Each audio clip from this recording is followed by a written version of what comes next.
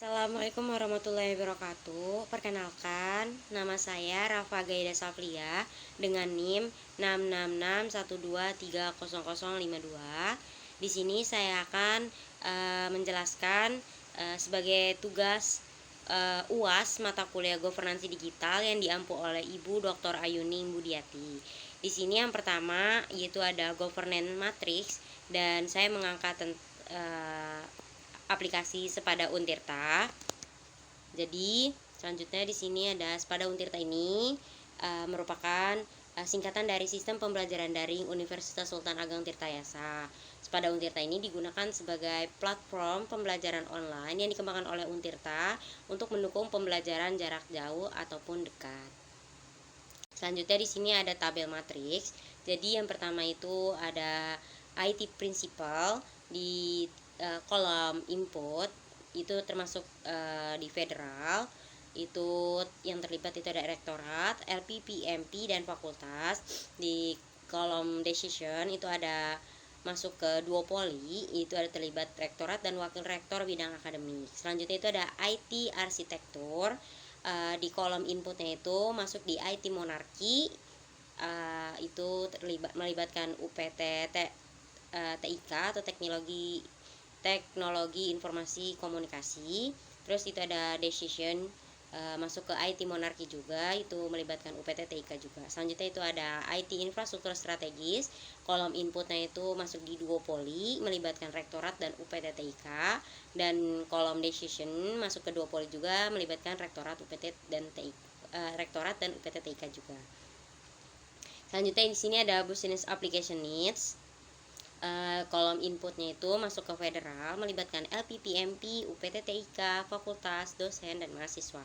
Dan kolom decisionnya itu masuk ke duopoli, itu ada melibatkan LPPMP dan UPT TIK. Dan selanjutnya itu ada IT investment. Kolom inputnya itu masuk ke duopoli, melibatkan rektorat dan UPT TIK. Dan kolom decisionnya masuk ke duopoli, melibatkan rektorat dan UPT TIK juga. Baik, selanjutnya di sini ada kesimpulan dan saran. Nah, kesimpulannya itu berdasarkan analisis pada Untirta ini menerapkan model tata kelola teknologi informasi campuran yang didominasi oleh artipe federal dan duopoli. Kolaborasi manajerial dan unit teknisnya kuat dalam menentukan arah pengembangan sistem. UPT TIK memegang kendali atas keputusan teknis dan infrastruktur, sementara fakultas dan LPPMP terlibat dalam penyusunan kebutuhan aplikasi pembelajaran yang kontekstual.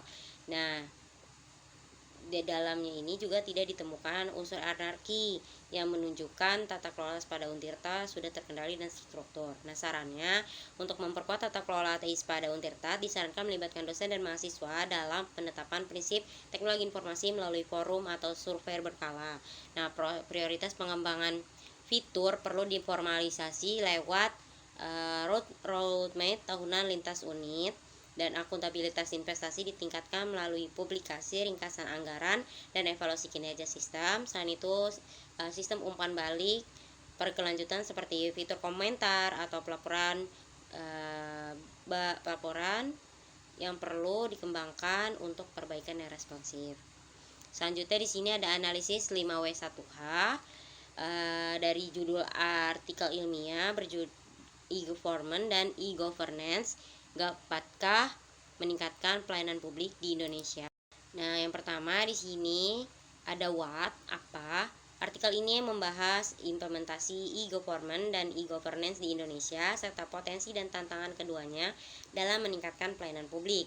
Fokusnya adalah pada penggunaan teknologi informasi dan komunikasi oleh pemerintah untuk meningkatkan efisiensi, transparansi, dan akuntabilitas layanan publik. Nah, selanjutnya di sini ada siapa. Jadi pihak yang terlibat ini ada pemerintah pusat dan daerah, terus ada instansi seperti Kominfo, PT Telkom, dan lembaga pemerintah lainnya. Selanjutnya itu ada masyarakat umum sebagai pengguna layanan. Terus ada juga sektor swasta yang terdampak oleh efisiensi layanan publik.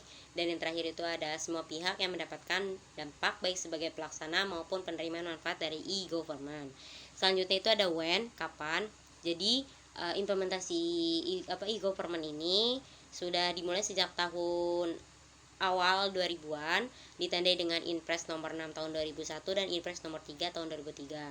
Nah, di beberapa daerah seperti Kutai Timur dan Kabupaten Takalar menjadi pelopor penerapan sejak tahun 2000 sampai 2001. Selanjutnya itu ada WARE, di mana jadi penerapan e-government ini berlangsung di berbagai wilayah Indonesia, namun implementasi yang paling menonjol itu terdapat di Kabupaten Kutai Timur, yang berada di Kalimantan Timur, dan Kabupaten Takalar yang berada di Sulawesi Selatan. Nah, kedua daerah ini dianggap sebagai contoh keberhasilan dalam menerapkan sistem pelayanan publik berbasis digital melalui platform SIMTAP atau Sistem Informasi Manajemen Pelayanan Terpadu Satu Atap. Melalui sistem ini, layanan administratif seperti pembuatan KTP, izin usaha, dan dokumen lainnya itu dapat diselesaikan dengan lebih cepat, transparan, dan efisiensi tanpa interaksi tatap muka yang berlebihan. Nah, selanjutnya itu ada why, mengapa. Jadi, kenapa diangkat judul ini? Karena Indonesia sudah menghadapi berbagai tantangan dalam pelayanan publik seperti birokrasi yang lambat, korupsi, dan keterbatasan akses layanan akibat kondisi geografis dan infrastruktur. E-government juga diyakini dapat mengatasi masalah tersebut dengan menghadirkan pelayanan yang lebih cepat, transparan, dan terjangkau. Selanjutnya itu ada how, bagaimana. Jadi, bagaimana e-government meningkatkan pelayanan publik dengan menyediakan layanan secara digital sehingga mengurangi tatap muka, mempercepat proses, dan menekan biaya. Terus sistem ini juga mendorong transparansi dan akuntabilitas serta mengurangi peluang korupsi. Dukungan portal terpadu, e-procurement, dan kolaborasi antar lembaga memperkuat efektivitasnya. Contohnya itu di Kabupaten Takalar, layanan KTP yang biasanya memakan waktu berhari-hari dapat diselesaikan dalam 10 menit melalui sistem SIM TAP. Terima kasih. Kurang lebihnya mohon maaf. Wassalamualaikum warahmatullahi wabarakatuh.